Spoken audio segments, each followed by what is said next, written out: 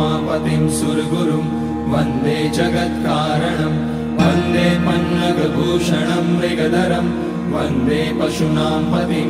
वन्दे सूर्यशशाङ्कवहिनयनं वन्दे मुकुन्दप्रियं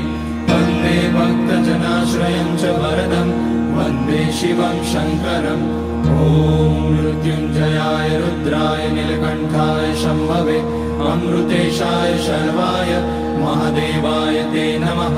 नमस्तेऽस्तु भगवन् विश्वेश्वराय महादेवाय त्र्यम्बकाय त्रिपुरान्तकाय त्रिकाग्निकालाय कालाग्निरुद्राय नीलकण्ठाय मृत्युञ्जयाय सर्वेश्वराय सदाशिवाय श्रीमान् महादेवाय नमः। ॐ नमः शम्भवाय च मयोभवाय च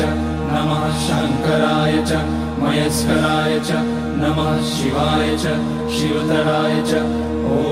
त्र्यम्बकं यजामहे सुगन्धिं पुष्टिवर्धनम् उर्वारुकमिव बन्धनान् मृत्योर्मुक्ष्यमामृतात् नागेन्द्रहाराय त्रिलोचनाय भस्माङ्गराय महेश्वराय नित्याय शुद्धाय दिगम्बराय तस्मै नकाराय नमः शिवाय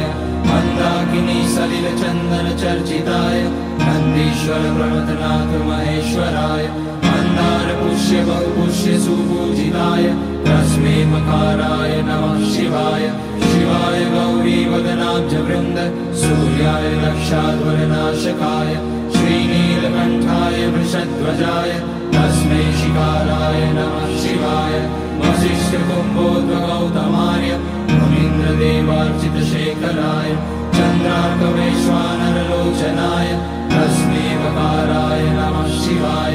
यज्ञस्वरूपाय जटाधराय पिनाकहस्ताय सनातनाय दिव्याय देवाय दिगम्बराय तस्मै यकाराय नमः शिवाय पञ्चाक्षरमिदं पुण्यं यः पठेत शिवसन्निधौ शिवलोकमवाप्नोति शिवेन सह मोदते।